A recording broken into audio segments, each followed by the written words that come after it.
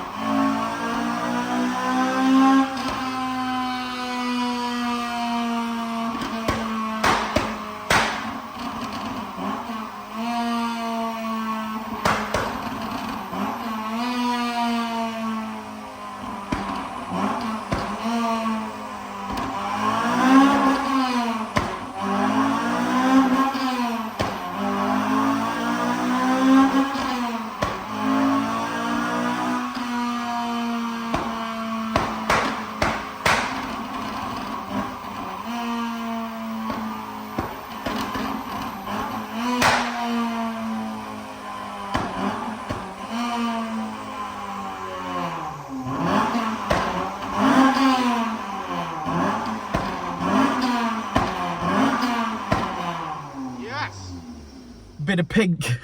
Bit of pink. I think it's supposed to be purple, but... Is it? Oh, okay, well, purple, pink. Yeah, FN2. So, when we first started this morning and we looked at the initial power run, we realised that, yes, in fact, it had been flash mapped previously. Well, we're assuming flash mapped. It had... The rev range was extended and the VTEC was lowered, so so probably yes. There was some sort of something going on there anyway, weren't there? Yeah. Some sort of tune on there. But we made power across the rev range. Yeah, made power everywhere really. I mean, it's got a weird mixed match of mods on this, to be honest.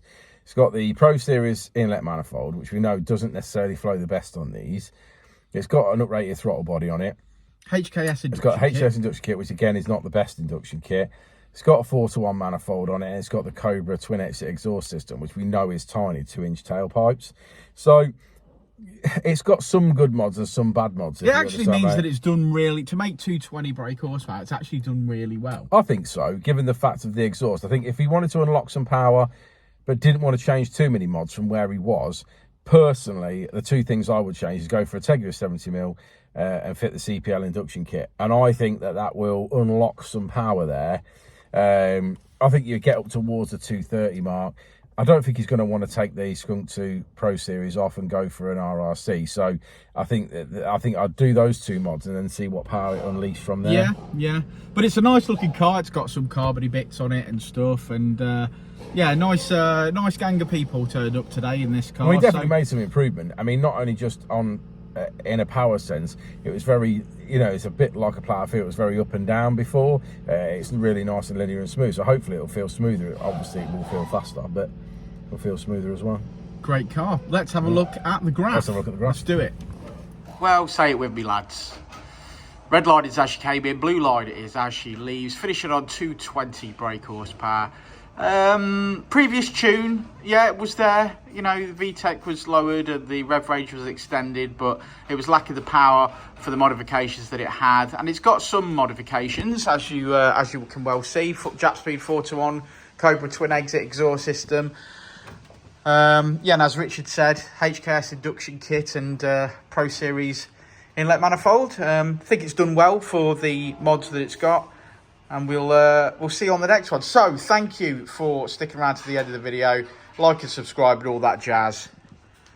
Let's get some more mapping done. Said it before and I'll say it again. Life moves pretty fast.